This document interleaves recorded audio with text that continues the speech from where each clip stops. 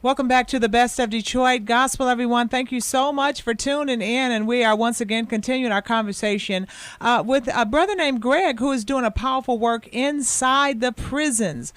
He has actually expanded the Partners for Peace program.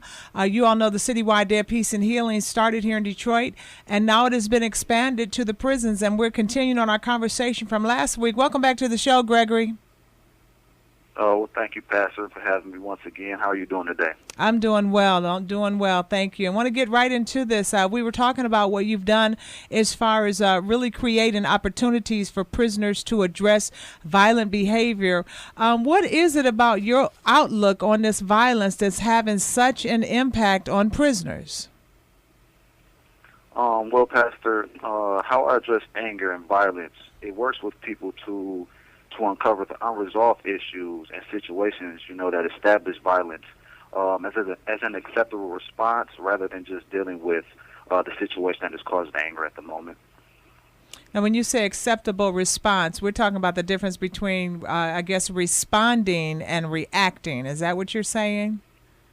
Yes, that's a part of it. But it's actually a process. It's more than just that. I help people go back and actually look at, how we became who we are today, because the choices that we have made in reaction to our childhood is a major contributor, to our personality today.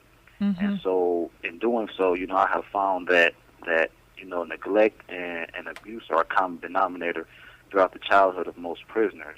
Some have lived in foster care, many grew up poor, and most had no emotionally healthy or responsible role models. And, so now what happens is, if we go back to, when we were children, as infants, we all were born with unique personalities and traits that make us who we are today.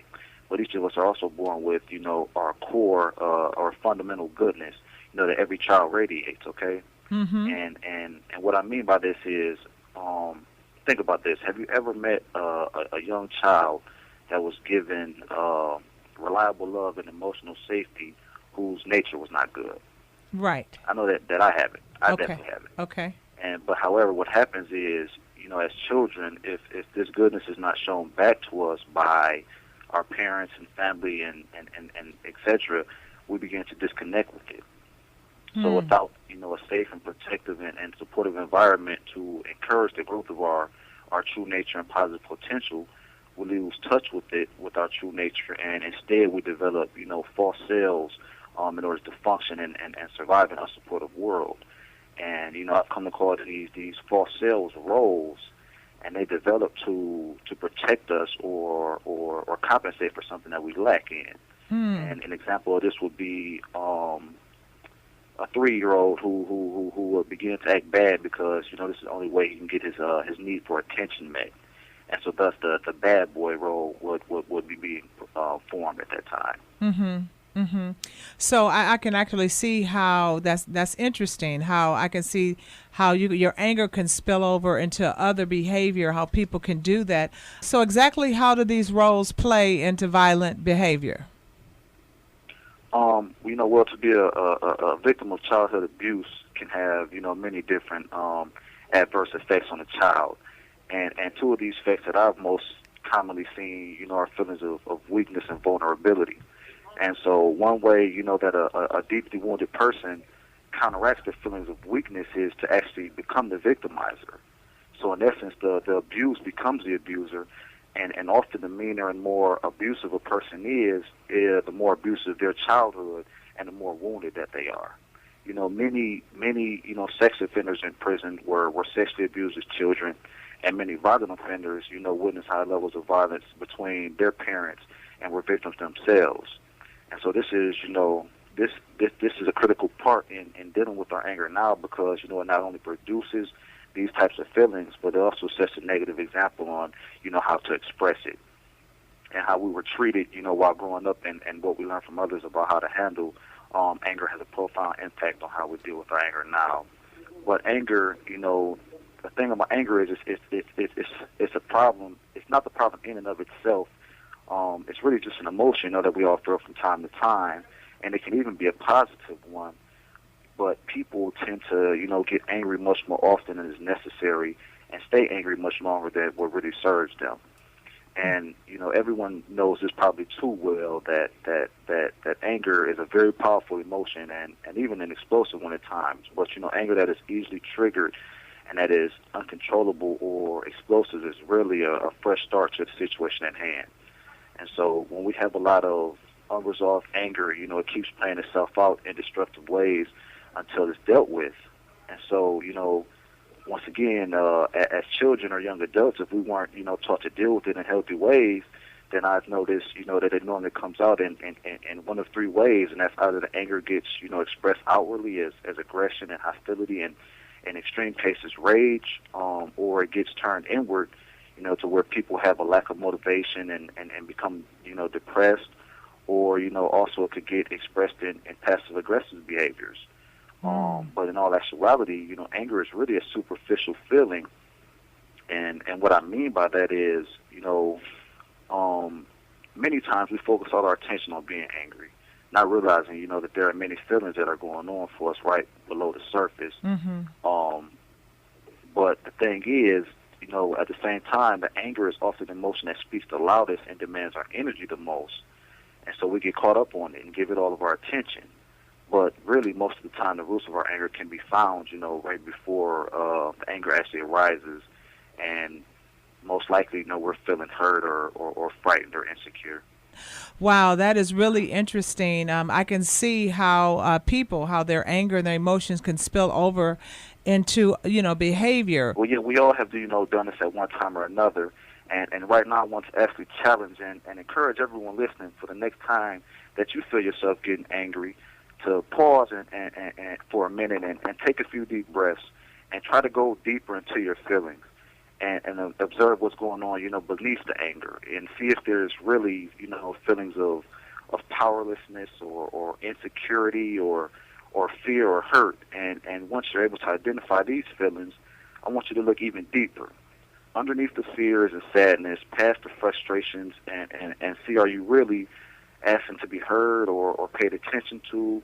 Are you consciously or unconsciously calling out for respect or safety or love? And once you have the roots of these issues, now you have the power to move forth and heal them. Oh, very good. Very good. So my question now is, what about people that had a good childhood but are still in prison for violent offenses? Well, that's actually a really good question, Pastor. Okay, well, for people who didn't experience, abuse or neglect in the household, many of them either, didn't receive the love or acceptance from other people who were important to them, such as perhaps classmates or children in their neighborhood. And so, once again, in their need for protection or attention, they adopted the role of the tough guy or the bully.